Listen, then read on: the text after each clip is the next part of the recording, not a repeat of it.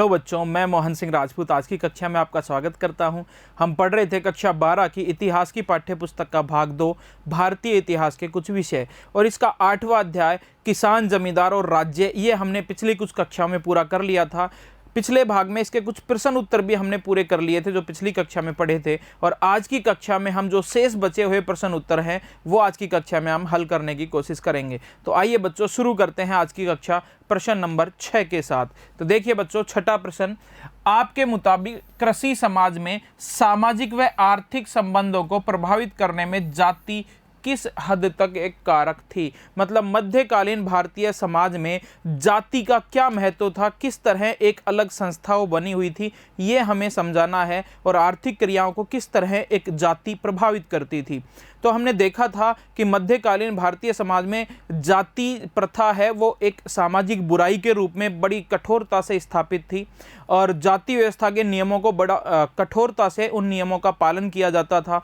जो गांव में पंचायत होती थी उनका ये कार्य होता था कि हर जाति समुदाय अपनी जाति की हदों में ही रहे और अपनी जाति को जो दिए गए काम है वो ही करें। तो हर तरीके से ग्रामीण समाज में और मध्यकालीन भारतीय समाज में जाति व्यवस्था का बहुत महत्वपूर्ण योगदान था हर क्षेत्र में। तो देखिए बच्चों, इसका उत्तर 16वीं 17वीं शताब्दियों के काल में, 16वीं 17वीं शताब्दी मतलब मध्यकाल में, शताब्दियों के काल में भारत एक कृषि प्रधान देश था, और हमने पढ़ा था कि देश की लगभग 85% जनसंख्या गांव में रहती थी, और जो प्रत्यक्ष अथवा अप्रत्यक्ष रूप से कृषि से जुड़ी हुई थी। हमने देखा था कि मध्यकाल मतलब 16वीं 17वीं शताब्दी में भारत में जितनी जनसंख्या थी उसका लगभग 85% लोग गांव में रहते थे, और गांव के लोग पूरी तरह से कृषि पे ही निर्भर थे, वो किसान लोग होते थे। आगे बात करें कि कृषि समाज में, अब जो कृषक समाज था गाँव का, उस कृषि समाज में सामाजिक आर्थिक संबंधों के निर्धारण में जाति की भूमिका के बारे में अब हम चर्चा करेंगे कि सामाजिक आर्थिक संबंध जाति से ही कैसे निर्धारित होते थे। तो कठोर जाति व्यवस्था भारतीय समाज की एक महत्वपूर्ण विशेषता थी। मध्यकालीन भारतीय समाज की महत्वपूर्ण विशेषता थी कठोर जाति व्यवस्था। समाज अनेक जातियों तथा उपजातियों में विभक्त था, जिसकी संख्या 2000 से अधिक थी। जाति और उपजातियां इनमें बटा हुआ था पूरा समाज, और लगभग 2000 जातियां और उपजातियां उस समय मौजूद थी। उच्च जाति के लोग निम्न जाति से घृणा करते थे तथा उनसे किसी प्रकार का संबंध वो नहीं रखना चाहते थे। छुआछूत बहुत ज़्यादा थी। उच्च जाति के लोग निम्न जाति से दूरी बना के रखते थे, उनके संपर्क में नहीं आते थे वो। तो इस तरह कठोरता से जाति व्यवस्था के नियमों का पालन हो रहा था ग्रामीण भारत में। व्यवसाय जाति के आधार पर निर्धारित किए जाते थे। व्यवसाय भी जाति के आधार पे थे। हर जाति का एक अलग कार्य होता था, उनको वो ही कार्य करना होता था, दूसरी जाति के कार्यों में वो हस्तक्षेप नहीं कर सकते थे। तो सभी कार्यों का विभाजन भी जाति के आधार पर किया गया था। स्वाभाविक रूप से कृषि समाज में सामाजिक एवं आर्थिक संबंधों के निर्धारण में जाति की भूमिका महत्वपूर्ण थी। कैसे महत्वपूर्ण थी? उच्च जाति व निम्न जाति जैसे भेदभावों ने खेतीहर किसानों को अनेक भागों में विभक्त कर दिया। सब किसान थे, क्योंकि 85% जनसंख्या गांव में रहती थी, और गांव के किसान लगभग उनकी निर्भरता सभी की कृषि पे ही थी। तो सभी किसान थे। किसान होते हुए भी वो अलग अलग भागों में बटे हुए थे, जाति के आधार पर वो बटे हुए थे किसान। यद्यपि कृषि योग्य भूमि का अभाव नहीं था। खूब भूमि थी, कृषि योग्य भूमि, बस खेती करने वालों की ही कमी थी।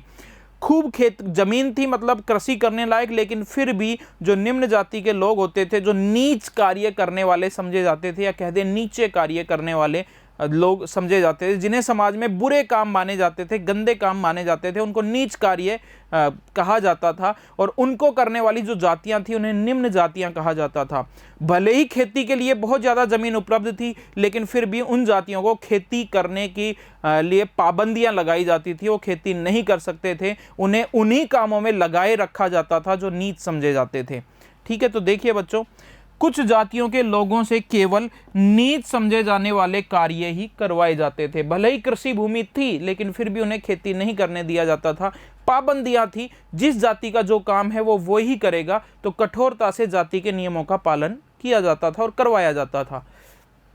जाति संस्था के नियंत्रणों के कारण उनके पास पर्याप्त आर्थिक संसाधन नहीं थे। जो निम्न जाति के लोग थे या नीच कार्य करने वाले जो निम्न जाति के वर्ग थे, लोग थे, वो गरीबी में ही जीवन यापन करते थे क्योंकि उनके पास संसाधनों की कमी थी। परिणाम स्वरूप ग्रामीण समुदाय के एक विशाल भाग का निर्माण करने वाले ये लोग विवस्थापूर्ण दरिद्रता का जीवन व्यतीत करते थे। दरिद्रता का जीवन वो लोग जीते थे, विवस्थापूर्ण। हिंदुओं के घनिष्ठ संपर्क में रहते रहते मुसलमानों में भी जाति व्यवस्था का प्रसार होने लगा। जाति जैसा भेदभाव है ना, केवल हिंदू धर्म में पाया जाता था पहले, लेकिन हिंदुओं के नज़दीक रहते रहते मुसलमानों में भी जाति व्यवस्था के नियम स्थापित हो गए थे। देखिए कैसे। मुस्लिम समुदायों में भी हलाल खोरान जो एक अलग से एक समुदाय होता था, कुछ अलग तरह के कार्य, वो पशुओं को हलाल करना, काटना या कसाई जैसे वो लोग कार्य करते थे, तो उनको निम्न समझा जाने लगा। तो हिंदू समाज के साथ साथ मुसलमान समाज में भी जाति प्रथा गहराई से बैठने लग गई थी। तो मुस्लिम समुदायों में हलाल खोरान जैसे नीच कामों को करने वाले लोग गांव की सीमाओं से बाहर ही रहते थे। इसी प्रकार बिहार में भी मल्लाह जादाओं, ये भी एक तरह से जो नौका चलाते हैं, नाव चलाने वाले जो होते थे मल्लाह, और उनके पुत्र होते थे मल्लाह जादाओं, तो इनको भी निम्न जाति का माना जाता था। तो मल्लाह जादों को भी निम्न जाति का समझा जाता था और उनकी स्थिति दासों से बेहतर नहीं थी। दास या गुलामों की तरह उनको जीवन यापन करना होता था। निम्न जातियों से संबंधित लोग, चाहे वो हिंदू थे अथवा मुसलमान, जो भी थे, लेकिन अगर वो निम्न जाति का है, को न तो समाज में सम्मानित स्थान प्राप्त था और न ही उनकी आर्थिक दशा ही अच्छी थी। जो निम्न जाति का था, चाहे वो किसी भी धर्म का हो, चाहे हिंदू हो या मुसलमान, उनकी आर्थिक दशा बहुत खराब थी, समाज में उनका कोई सम्मान भी नहीं होता था। आगे बात करें, मध्यकालीन भारतीय समाज में जाति, गरीबी और सामाजिक स्तर के मध्य प्रत्यक्ष संबंध था। मध्यकालीन जो भारतीय समाज था उसमें जाति, गरीबी और सामाजिक स्तर के बीच बिल्कुल प्रत्यक्ष संबंध था। कैसे था देखिए, अगर कोई निम्न जाति का है तो निश्चित है कि वो गरीब ही होता था। ये सीधा संबंध था। निम्न जाति के लोग अमीर होते ही नहीं थे, ये प्रत्यक्ष संबंध था। जो निम्न जाति का है वो गरीब होता था और उसका सामाजिक स्तर भी निम्न होता था, समाज में उसका कोई सम्मान भी नहीं होता था। तो मध्यकालीन भारतीय समाज में जाति, गरीबी और सामाजिक स्तर के बीच प्रत्यक्ष संबंध था। इस प्रकार स्पष्ट हो जाता है कि मध्यकालीन कृषि समाज में सामाजिक एवं आर्थिक संबंधों के निर्धारण में जाति का महत्वपूर्ण स्थान था। हर संबंध, चाहे वो आर्थिक संबंध हो, चाहे सामाजिक संबंध हो, सब जाति के आधार पर ही निर्धारित किए जाते थे।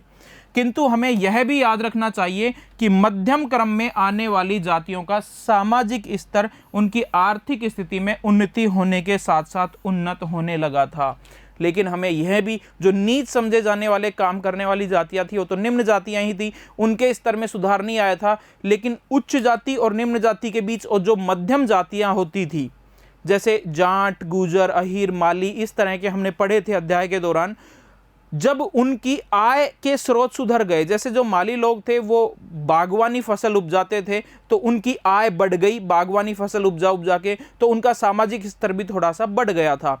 जैसे अहीर जो जाति थी एक मध्यम जाति थी, पशुपालन एक मुनाफे का सौदा था उनके लिए और उनकी आय बढ़ गई, आर्थिक स्रोत उनके बढ़ गए तो उनका भी सम्मान बढ़ गया। तो मध्यम जातियां थी, उनका पैसे अगर उनके पास आ जाते थे तो उनका सामाजिक स्तर बढ़ जाता था। लेकिन निम्न जातियां निम्न ही समझी जाती थी और उच्च जातियां उच्च ही समझी जाती थी। मध्यम जातियों के जीवन में थोड़ा थोड़ा सुधार आ जाता था उनके आय के स्रोतों के साथ साथ।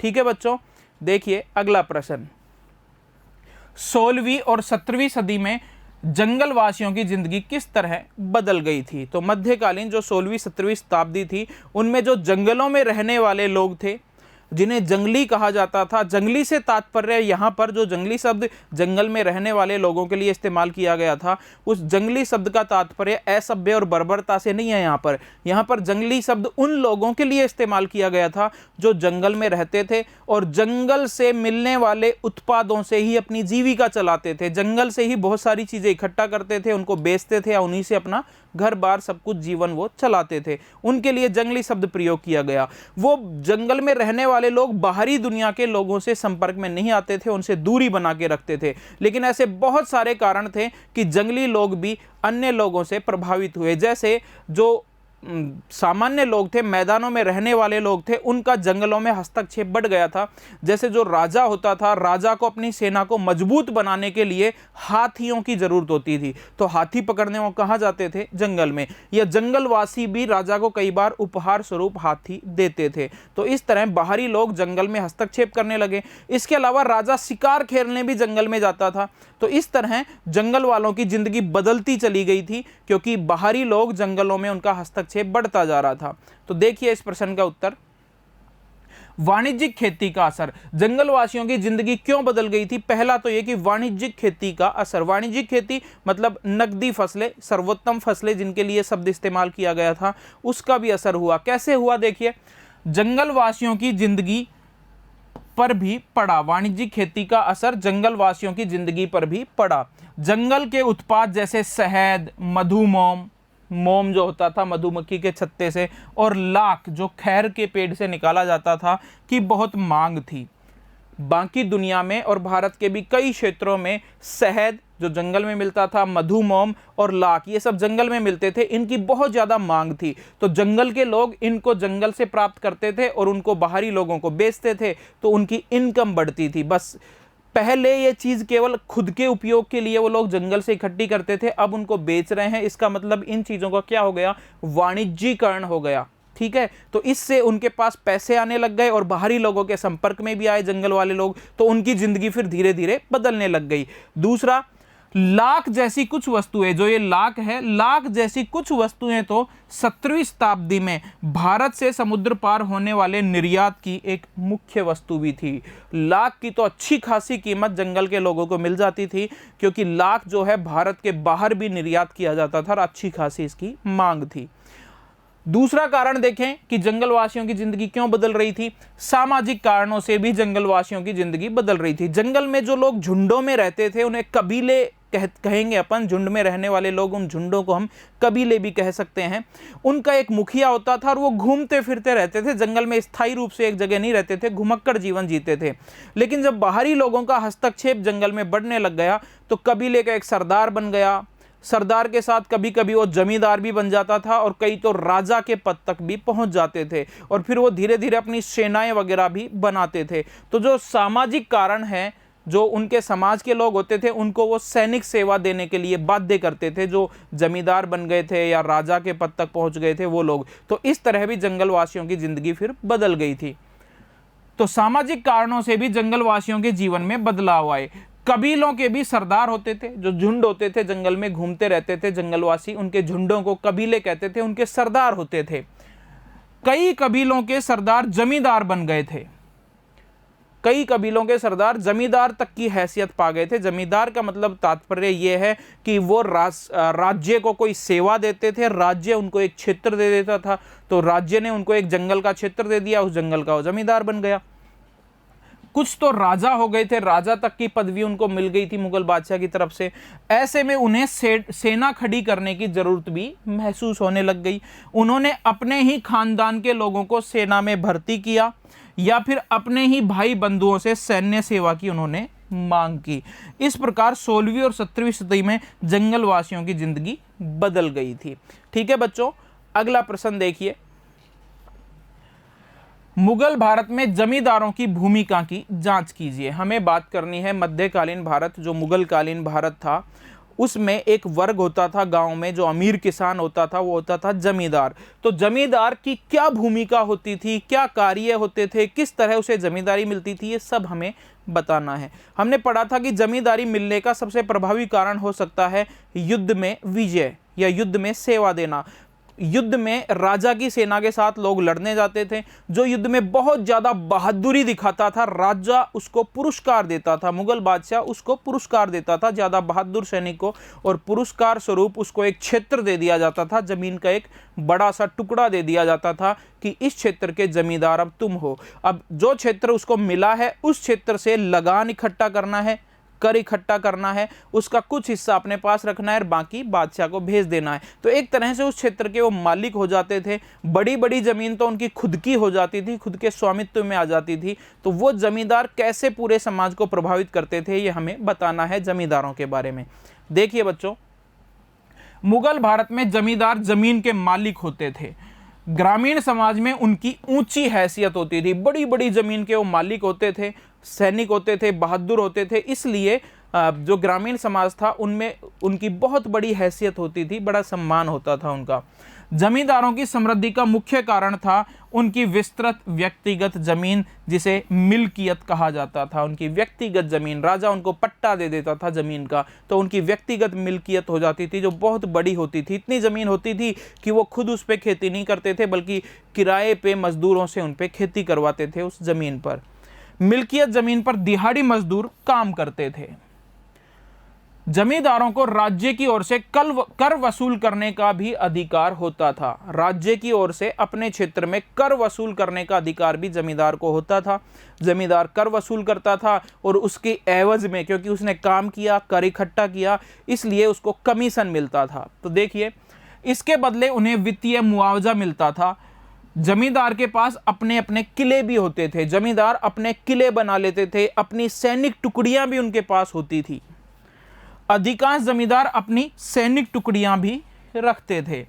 जमींदारों ने खेती लायक जमीनों को बसाने में अगुवाई की और खेतीहरों को खेती के साजो सामान व उधार देकर उन्हें वहां बसने में भी मदद की। कुछ ऐसी जमीनें थी जमींदारों के क्षेत्र में जहां पर खेती नहीं हो रही है, लेकिन वो खेती लायक है, बस लोगों की कमी है जो वहां पर खेती करे, संसाधनों की कमी है। तो उन्होंने ऐसे लोगों को ढूंढा, जमींदारों ने दूर के प्रदेश से ऐसे लोगों को लेके आए जो वहां बस सकें और वहां पर खेती कर सकें। और वहां पर खेती करने के लिए उनको एडवांस में खेती के साजो सामान भी जमींदारों ने दिया था और कृषि क्षेत्र को बढ़ाने की कोशिश की जमींदारों ने। जमींदारों की खरीद बिक्री से गांव में मौद्रीकरण की प्रक्रिया में तेजी आई। जो जमींदारी थी उसकी खरीद बिक्री होती रहती थी, मतलब एक जमींदार अपने क्षेत्र को बेच देता था या राजा भी उनका तबादला कर देता था एक क्षेत्र से दूसरे क्षेत्र में। तो इससे क्या है कि मौद्रीकरण जो होता था, जमींदार जो होता था वो नगद पैसे में कई बार लेन देन करता था, इसलिए ग्रामीण समाज में मौद्रीकरण का भी विस्तार हुआ। ऐसे प्रमाण मिलते हैं कि जमींदार एक प्रकार का हाट स्थापित करते थे। मतलब हाट मतलब बाजार। जमींदार है ना, सप्ताह में एक बार एक बाजार लगवा देते थे अपने क्षेत्र के आसपास और वहां पे गांव के किसान कुछ सामान खरीदने आ जाते थे। तो इससे क्या हुआ, मौद्रीकरण का विस्तार हुआ, नगद में लेन देन उन बाजारों में होता था। यहाँ किसान अपनी फसलें बेचते थे, तो उन बाजारों में कई बार किसान अपनी फसलें भी बेचने आ जाते थे। इसमें कोई संदेह नहीं कि जमींदार शोषणकारी नीति अपनाते थे। जमींदार जो है किसानों से ज्यादा कर वसूल करते थे, अपना कमीशन रख के बाकी राज्य को पहुंचाते थे। तो किसानों का एक तरह से शोषण करते थे, लेकिन फिर भी किसान जमींदारों का सम्मान करते थे। क्यों करते थे देखो, लेकिन किसानों के साथ उनके रिश्तों में पारस्परिकता, पैतृकवाद और संरक्षण की भावना रहती थी। यही कारण है कि तात्कालिक साहित्यों में जमींदारों को अत्यंत क्रूर शोषक के रूप में नहीं दिखाया गया है। देखिए, भले ही जमींदार शोषण करता था, शोषण का प्रतीक होता था, लेकिन फिर भी किसान उसका सम्मान करते थे, क्योंकि किसानों को जब कभी ज़रूरत होती थी किसी संसाधन की, तो जो बादशाह होता है, राजा होता है, वो तो बहुत दूर राजधानी में है, उनकी मदद जमींदार ही करता था किसानों की। तो इसलिए पारस्परिकता मतलब आपसी लेन देन उनमें रहता ही था। साथ ही पैतृकवाद, वो अपना स्वामी मानते थे, किसान जमींदार को अपना स्वामी मानते थे, स्वामी भक्ति की भावना रहती थी किसानों में। इसीलिए और हमें यह भी लगता है कि जो मध्यकालीन भक्ति संत थे और उस समय जो भी साहित्य लिखे गए उनमें किसानों की शोषण के रूप में, किसानों के शोषक के रूप में जमींदार की आलोचना नहीं की गई है। ठीक है, शायद इसीलिए कि किसान उनको अपना हितैषी ही मानते थे, अपना संरक्षक मानते थे उसको। किसान प्राय राजस्व अधिकारियों को ही दोषी ठहराते थे। अगर कभी ऐसे भी हमें प्रमाण मिलते हैं मध्यकाल में कि जमींदार है वो राज्य के खिलाफ विद्रोह कर देता था, तो जो किसान है वो जमींदार का साथ देते थे। और जो भी अगर जमींदार ज़्यादा राजस्व वसूल कर रहा है तो इसका दोषी भी किसान राजस्व अधिकारियों को ठहराते थे, ना कि जमींदार को। परवर्ती काल में अनेक कृषक विद्रोह हुए, बहुत सारे किसानों के विद्रोह हुए मध्यकाल में ही।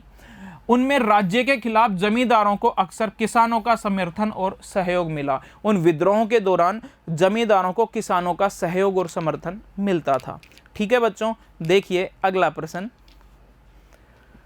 पंचायत और गांव का मुखिया किस तरह से ग्रामीण समाज का नियमन करते थे, इसकी विवेचना करने हैं कि जो पंचायतें होती थी गांव में, ठीक है, वो और पंचायत का जो मुखिया होता था वो किस तरह ग्रामीण समाज को मैनेज करता था, किस तरह उसका संचालन करता था, क्या विशेषताएं थी, ये सारी चीज़ें हमें बतानी है। और हमने कक्षा के दौरान जब हमने ये अध्याय पढ़ा था तो अच्छे से बात की थी कि पंचायतों पे अपने ग्राम की सारी व्यवस्था करने की जिम्मेदारियां होती थी। क्या क्या जिम्मेदारियां होती थी वही हमें बतानी है। तो देखिए, 16वीं 17वीं शताब्दियों के काल में ग्रामीण समाज में पंचायत और मुखिया का अत्यधिक महत्वपूर्ण स्थान होता था।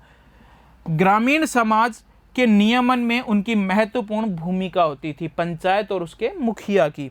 अब पंचायत के बारे में बात करते हैं। सबसे पहले, ग्राम पंचायत सामान्यतः गांव के सम्मानित एवं महत्वपूर्ण बुजुर्गों जिनके पास अपनी संपत्ति के पुश्तैनी अधिकार थे की सभा होती थी। जो पंचायत है उसमें वो ही लोग बैठते थे, एक तरह से पंच के रूप में कार्य करते थे, जो गांव के बुजुर्ग लोग होते थे और जिनके पास अपनी खुद की ज़मीन होती थी, उसके पुश्तैनी अधिकार उनके पास होते थे। जिसके पास ज़मीन जायदाद नहीं होती थी उसको पंचायत में बैठने का स्थान नहीं दिया जाता था। तो जो सम्मानित और वरिष्ठ लोग होते थे गाँव के, थोड़े से मतलब पैसे वाले भी होते थे, उनके पास ज़मीन भी होती थी अपनी खुद की, वो पंचायत में बैठते थे, उनके पास अधिकार होते थे पंचायत में कार्य करने से संबंधित।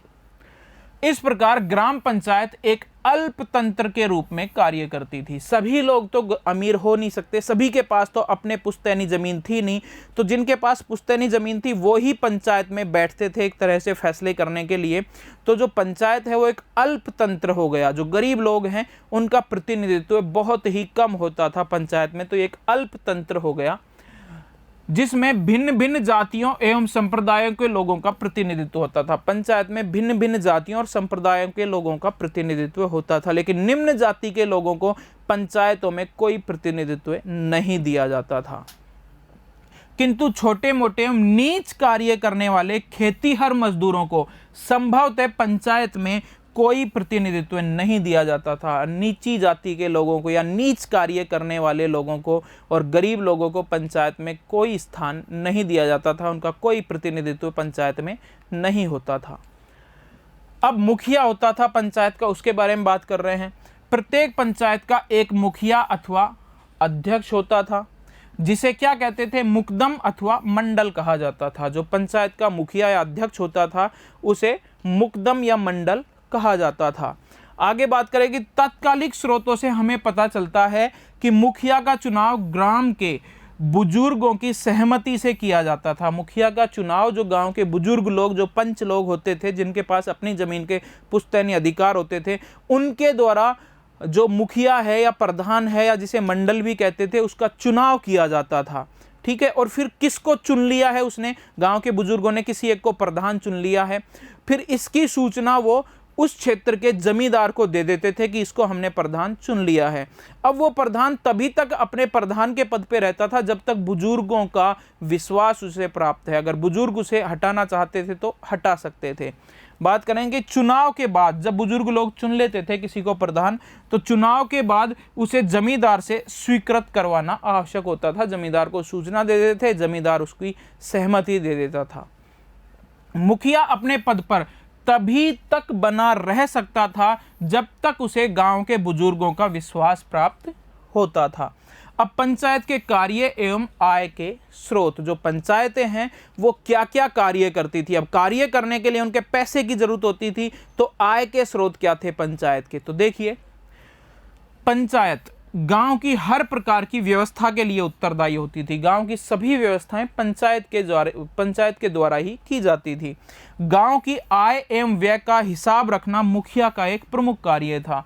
जो एक फंड होता था पंचायत में, पैसे होते थे एक फंड में, और वो फंड के पैसे इकट्ठे कैसे होते थे, तो गांव के सभी लोग अपना अपना हिस्सा उसमें देते थे। मतलब चंदा इकट्ठा करके एक फंड बनाया जाता था और उसका पूरा हिसाब किताब रखना किसकी जिम्मेदारी होती थी? मुखिया की। और मुखिया यह काम, यह हिसाब किताब का काम किसकी सहायता से करता था? तो उसकी सहायता के लिए एक अधिकारी होता था जिसे पटवारी कहते थे। तो वह पंचायत के पटवारी की सहायता से इस कार्य को संपन्न करता था। जो मुखिया है वो जो पूरा हिसाब किताब रखता था वो किसकी सहायता से रखता था? पटवारी की सहायता से पूरा हिसाब किताब रखता था। प्रत्येक पंचायत का अपना कोष अथवा खजाना होता था जिसमें गांव के प्रत्येक व्यक्ति द्वारा योगदान दिया जाता था। सभी लोग पैसे इकट्ठे करके एक फंड बना लेते थे, कोष बना लेते थे पंचायत का, जिसमें पैसे होते थे। कोष की धनराशि से ही पंचायत के विभिन्न प्रकार के खर्चों को चलाया जाता था। अब कौन कौन से खर्चे होते थे जो उसी कोष से चलाए जाते थे? समय समय पर ग्राम का दौरा करने वाले कर अधिकारियों की खातिरदारी का खर्च भी इसी धनराशि से पूरा किया जाता था। जो पंचायत का कोष होता था उसका किस तरह प्रयोग किया जाता था? तो गांव में जो राजस्व अधिकारी आते थे, राजा के या बादशाह के जो अधिकारी आते थे लगान इकट्ठा करने, तो उनकी खातिरदारी करने के लिए जो खर्चा होता था वो इसी कोष से किया जाता था। इसके अलावा इस कोष का उपयोग बाढ़ जैसी प्राकृतिक विपत्तियों का सामना करने तथा कुछ सामुदायिक कार्यों को करने के लिए भी किया जाता था। जो ये कोष बनता था इसका प्रयोग और भी कई कामों में किया जाता था। जैसे गांव में बाढ़ आ गई तो ऐसी कोई प्राकृतिक विपदा आ गई, उससे निपटने के लिए इस पैसे का प्रयोग किया जाता था, पंचायत के कोष के जो पैसे होते थे उसका। इसके अलावा गांव में कोई जैसे तालाब बनवाना है, कोई बांध बनवाना है सिंचाई के लिए, नहरें बनवानी है, तो उसमें भी इसका प्रयोग किया जाता था। उदाहरण के लिए मिट्टी के छोटे छोटे बांध बनाने अथवा नहर खोदने के कार्य जो किसान स्वयं नहीं कर सकते थे, पंचायत के कोष से ही वो करवाए जाते थे। आगे बात करें पंचायत एवं मुखिया ग्रामीण समाज के नियामक के रूप में। अब ये तो हमने थोड़े कार्य देखे, पंचायत का गठन कैसे होता था, मुखिया कैसे चुना जाता था, ये देखा।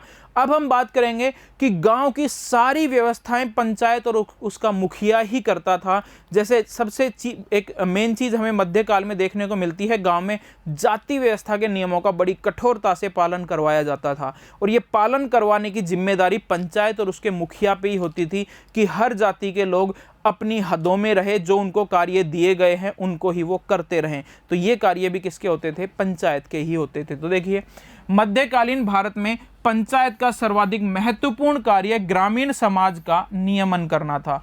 पंचायत यह प्रयास करती थी कि गांव में रहने वाले भिन्न भिन्न समुदायों के लोग अपनी अपनी जाति के नियमों का पालन वो करें तथा अपनी जाति की सीमाओं को पार न करें। जो जाति जिस जाति का जो लोग है वो वही काम करे जो उनको दिए गए हैं, और अपनी सीमा में रहे, उच्च जातियों से ज़्यादा संपर्क ना बनाए। ये सारे नियम जो बनाए जाते थे, बने हुए थे, और इनको लागू करवाना और सब इसका पालन करे, ये जिम्मेदारी किस पे होती थी? पंचायत और उसके मुखिया पर होती थी। इस प्रकार जाति की अवहेलना रोकने के लिए जन सामान्य के आचरण पर नियंत्रण स्थापित करना मुखिया का एक महत्वपूर्ण कार्य भी माना जाता था। ये भी एक मुखिया का कार्य होता था कि जाति के नियमों का पालन हो।